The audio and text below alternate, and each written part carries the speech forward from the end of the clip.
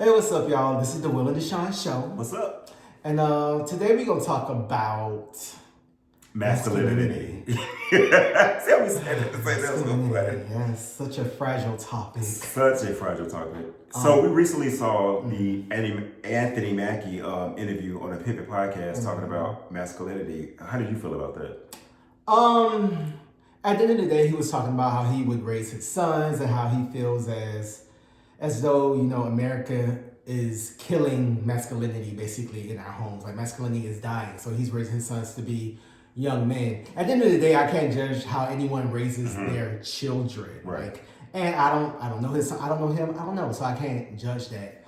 I am tired of masculinity.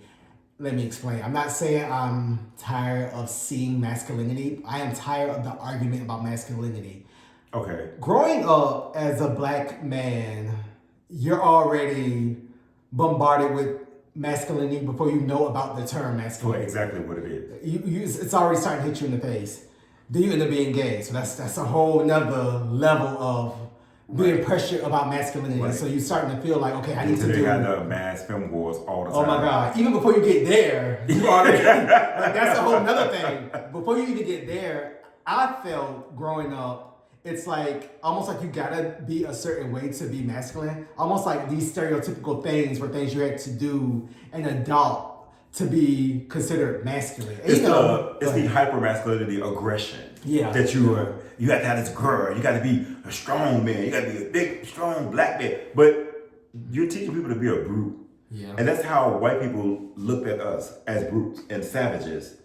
And even though they were the brutes and savages. Okay. But then they made us, we adopted that. Right. And now we raise and we were raised and they're raising how Anthony Mackie want to raise his kid as like, oh, you got to be the strong masculine man. You got to be the head of the house, which is nothing wrong with that. Like, I don't feel like there's nothing wrong with teaching them how to be a man or whatever definition, what you say a man is. However, every man is not the same. Yes, men should have vital life skills to survive in this world.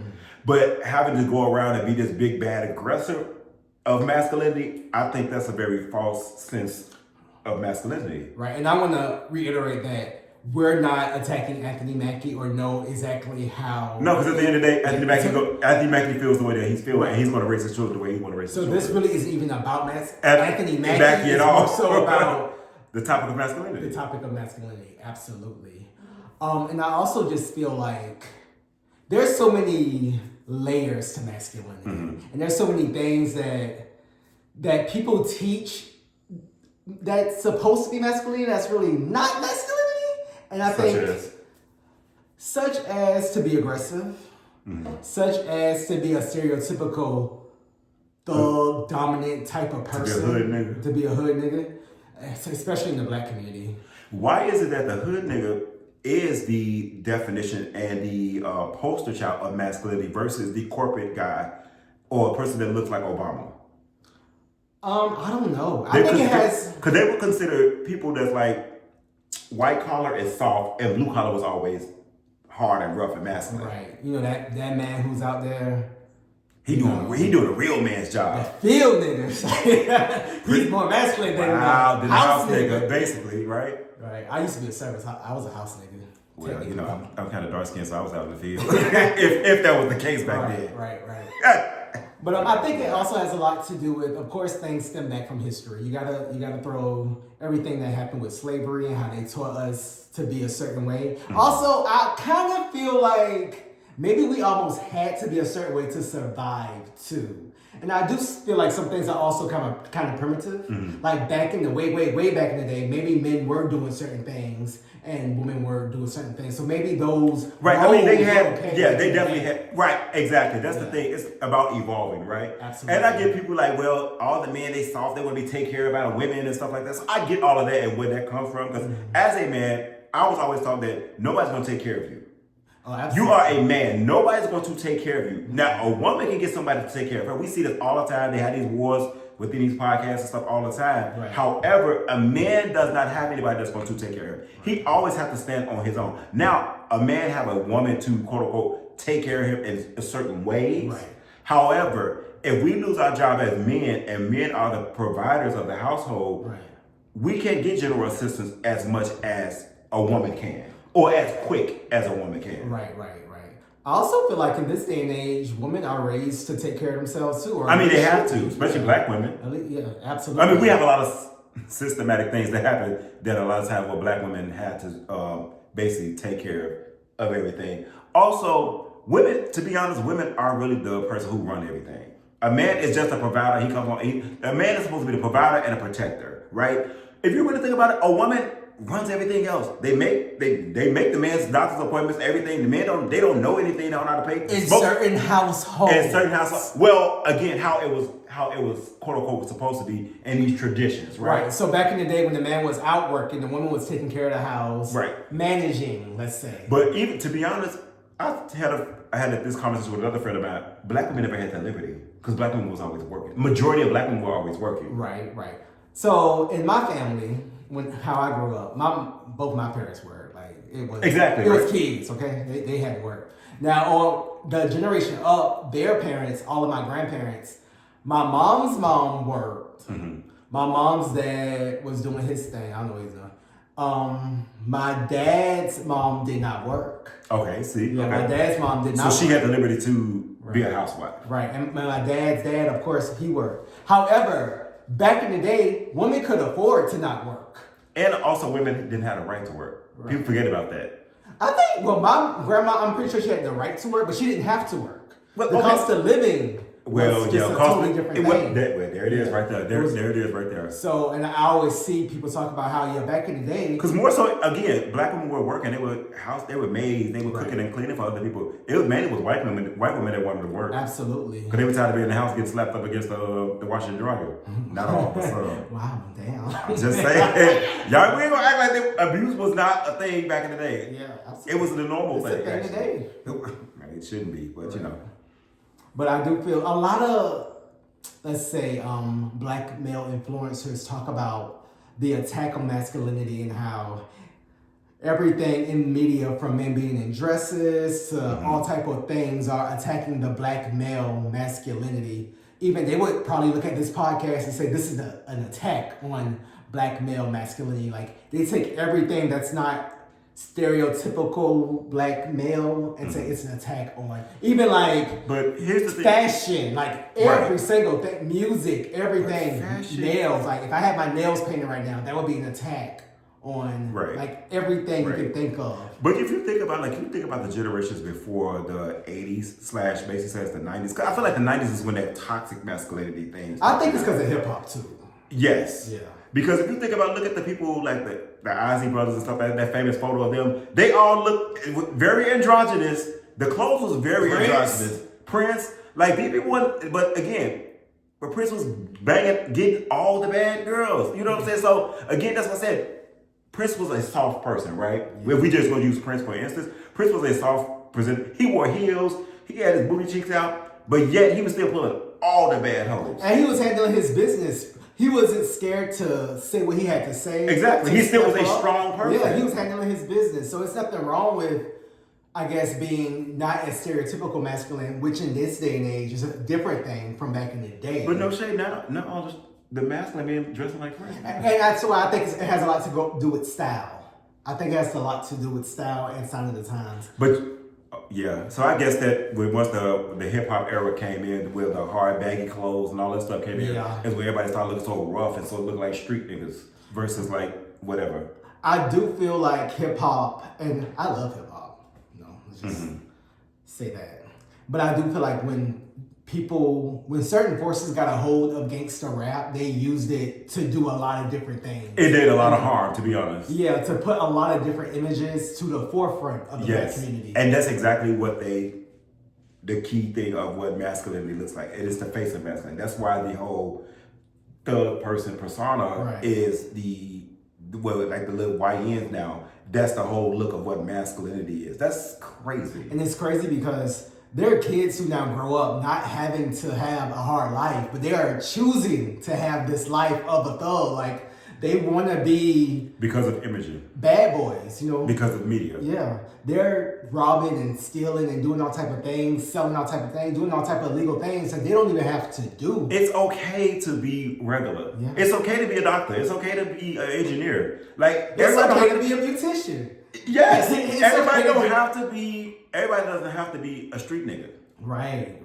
Like we glorify the street culture too much. Right. I know it's a part of the culture, but it's too much of the culture. It's too much. And there's no balance. It's no balance. It's way too much. These kids don't see they can be anything else but that. But in entertainment and rap and music. And I understand that certain powers that be have control of the media, so they're pushing certain images. So that's true. Have to keep that in mind. Because even the algorithm puts certain images.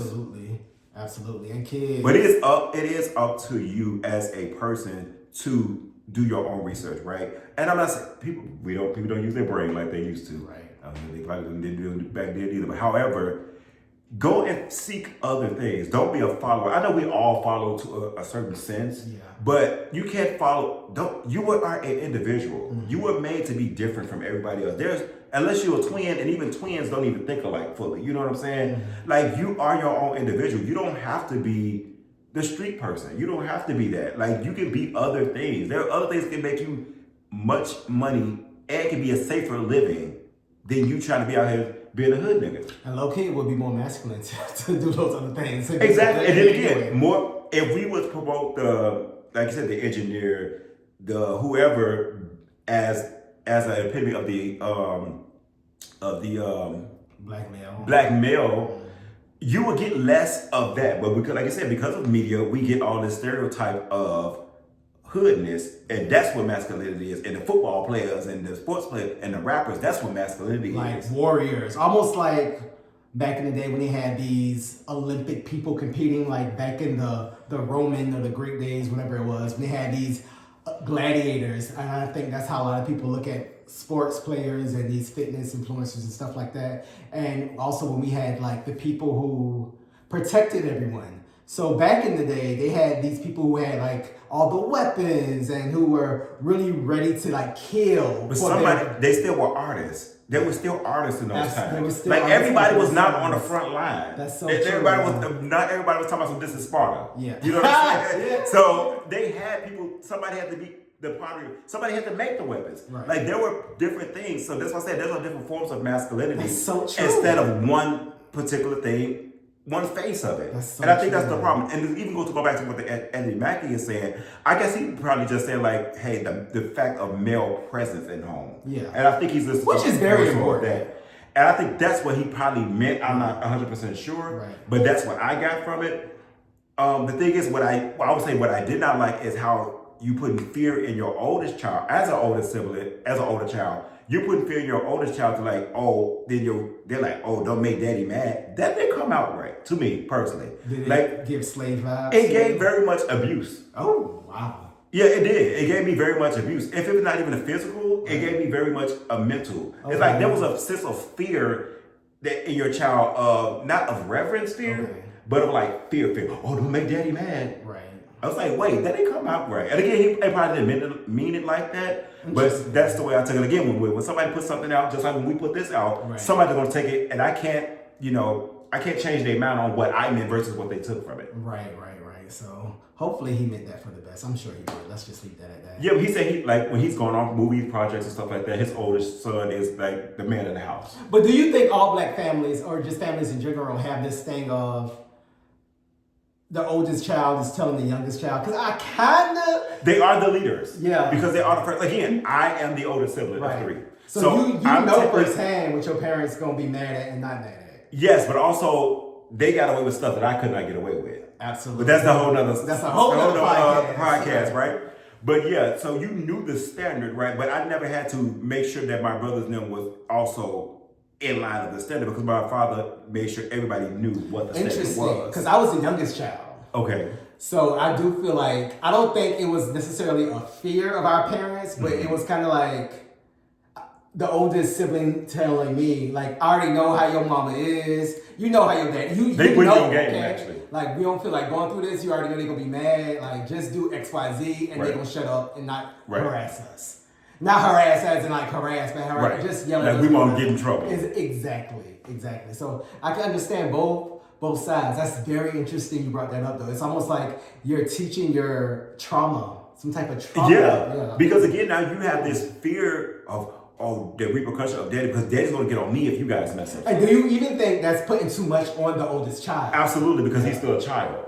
Wow, yeah. He's a child. He's not an adult. He should not have to be taking care of the household where you're going. You are still of course, to protect your mom and stuff like that. Again, I got it. But what if they were young kids and you're gone? How can they protect their mom? Right, that's true. You get what I'm saying? Yes, he was talking about his 15-year-old. I can get it. As a teenager, that's actually going to naturally pop in your head, especially if you have a good relationship with your mother. Mm-hmm. You're not going to want nobody to do any harm to your family, your younger siblings, or your mom. So your natural thing is going to kick in and say, oh, I got to protect the family, right? But the thing is, now you're giving your son too much responsibility that he never asked for. And you know what? I think that happens often with families. It Sometimes does. The oldest child gets too much responsibility. That's It a does. great point. And I will say this for me personally, I'm lucky enough that I wasn't, people have to like basically be the parent to their next sibling. Yeah. My parents still raised, even though me and my brothers are very far apart in age. We have a big age gap. However, like I always tell people, my baby brother is my brother's son. Right. Because literally, if I had a kid, if I actually had a kid at teenage years, he would be the same age my baby brother was. How many years are y'all apart? Oh, 16. Okay, yeah. So y'all are different. I have a brother who's 6 years older, is 16 to 17 years older. Yeah. So again, I'm a product of a teen parents. You get what I'm saying? Right. Okay. So if I had kids like my contemporary students, when I was in high school or when I got to my early beginning 20s, I would have a child that's the same age as my baby brother. Right. And again, but again, they still raise. This is different of helping versus now had the responsibility. I never had to have the responsibility of my brothers, if that makes sense. That's like a whole nother podcast, because I'm sure there's people looking at this right now like, I had to raise my little because brother. again, a lot of people who come from I didn't come from a single family home like that. So I know a lot of people come from single family homes. We actually had grandparents also in our home. Right. So not everyone has that village. Not everybody has that village. So I didn't have that. So for those who do they had to be like the parent and have that responsibility where mom was out working, blase. I definitely get it, and I do sympathize with you. And unfortunately, that had to happen, that you had to be a parent. But in Anthony Mackie's case, Anthony Mackie have a 2-parent household. Right. He, as his job, he goes off and film for months all the time. Mm-hmm. But now you're putting He's married? Yeah, he's married. Okay, I didn't know. Exactly. See, that's how of a private life Anthony Mackie lives. That's why he was saying, like, my kids are not on the internet. I'm not buying them Jordans for whatever reason. I don't know what that means. I'm not going to even. I don't know what that took for, but that's a whole another podcast. I mean, because people will be like, "Well, you super rich." Well, we don't know his finances like that, but we assume that he's rich because he's famous. And like, your kids have never had Jordans. But again, I feel like if you raise your kids to be humble is a false sense of things too, because that also will break your confidence. Because at the end of the day, if everybody at your school wearing Jordans and you wearing whatever brand shoe that's not up to Jordan par, because everybody know Jordans are the pinnacle in the black neighborhood, especially for black children. I don't know, these kids nowadays be getting access to no. I mean, right, but I'm saying, if you don't even keep it up, I'll just say when I was in high school, you know how Jordan was always the top, but you'd always still got away from sports. You know what I'm saying? Wearing brands that I didn't even knew existed back in the day. Now, that's true. Now, I will say that, because they are wearing labels.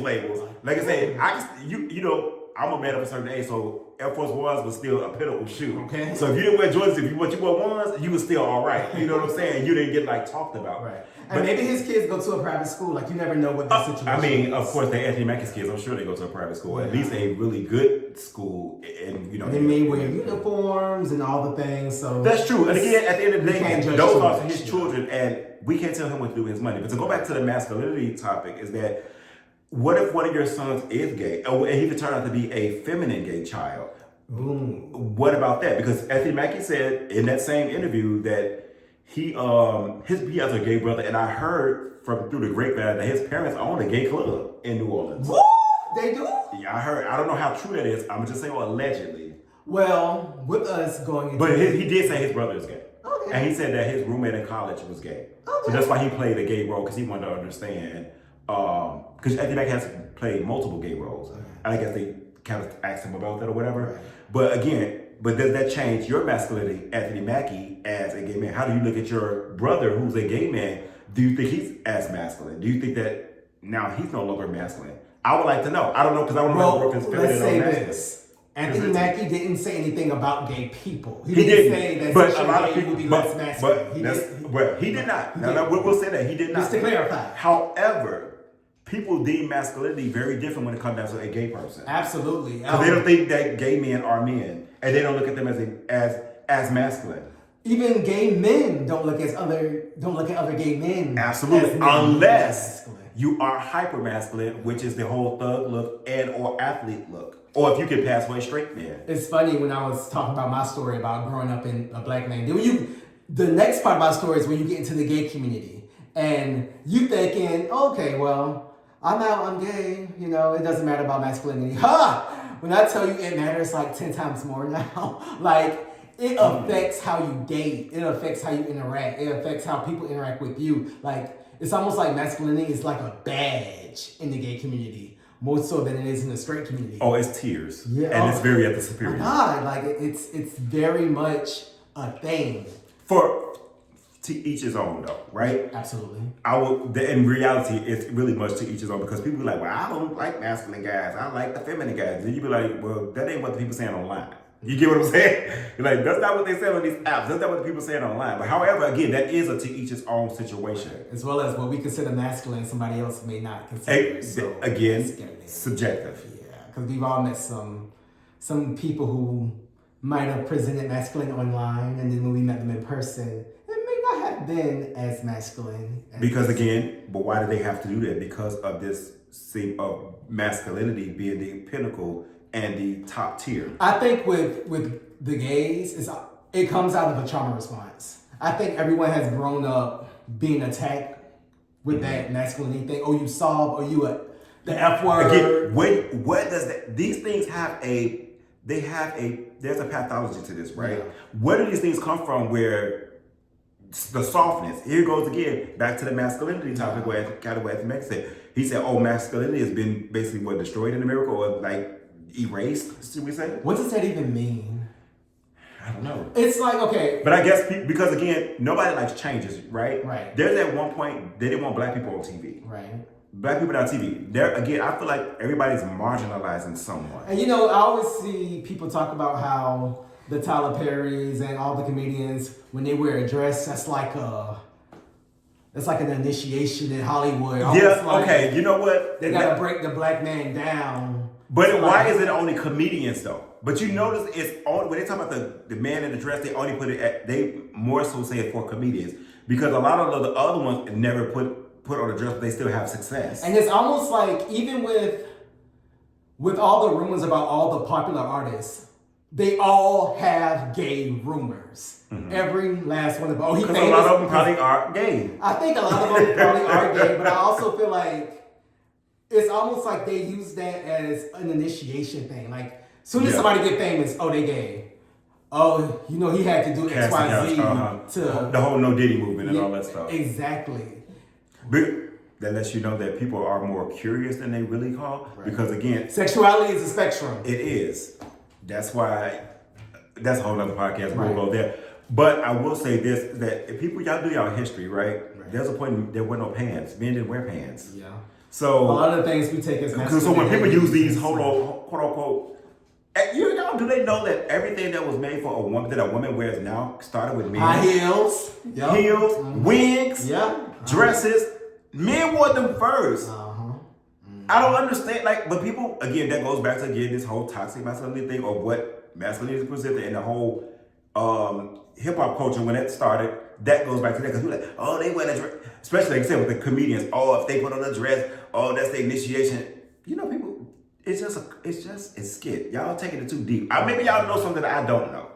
Because everybody know about the Illuminati a whole lot for it to be a secret. Right. I'm just saying. I'm not saying that they cannot be secret societies. That's a whole other situation. It's a whole other topic for a whole other podcast. However, people know a lot about that secret society for it to be a secret. Right. I ain't never known an open secret like that. I'm pretty sure a lot of shit is just made up. It's a lot of assuming going on. Is it a whole bunch of fairy tales being told that we continue to let repeat because we don't want to think that somebody just been successful on their own? We already got to downgrade somebody's success by address. It's very hard for today's society to believe that any of these people who are successful did it on their. It's very hard. It's okay. So also in that same interview, Anthony Mackie also talked about success. He says sometimes people tell their kids or whatever do something to be successful. He said no. Sometimes you're just chosen. He says you can just be chosen. But I feel like how you feel about that? I do feel like you still have. I feel like that can be true, right? Mm-hmm. But I feel like also you still have to put yourself in a place to get chosen. This how I feel like that. I feel like because I once was talking about industry plants on my TikTok. I think everyone who is successful is chosen, in my opinion. Because they had to choose you. They had to choose you. They saw something in you. If you had the star power or not. And it's really nothing wrong with that. Or you could have been Nate Pet Project. You're like, you know what? I'm going to make the fact. Jermaine Dupri said that out of his mouth with Crisscross.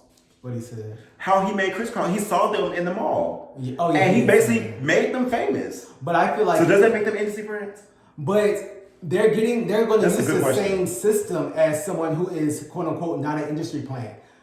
Let's just take your favorite artist who's very successful and talented, whoever you want to say. They still had to use the system to get successful. They still had to use the system for marketing, to get the right relationships, to get on the magazine covers, to get on the tours. The system helps them to do that. That doesn't make them any less talented. That doesn't mean they didn't work hard or deserve it. And talent is very subjective as well. Exactly. Because what you might think is talented, we might not think it's talented. The people who y'all are calling industry plants are using the same system as the people who you don't think are industry plants. Who you think work so hard and did all the things. So that's true. So yeah, I feel like it's not about being we don't want to veer off way too far because that's definitely a whole other topic as well. We might have to pin that in this video because that is very true. But to go back to masculinity, again, that's somebody had to choose that particular look and frame to put out there in the media of this is what masculinity is. And I feel like it has just traumatized everyone. I do. I feel like even in the gay community, like I said, when people keep talking about they want masculine,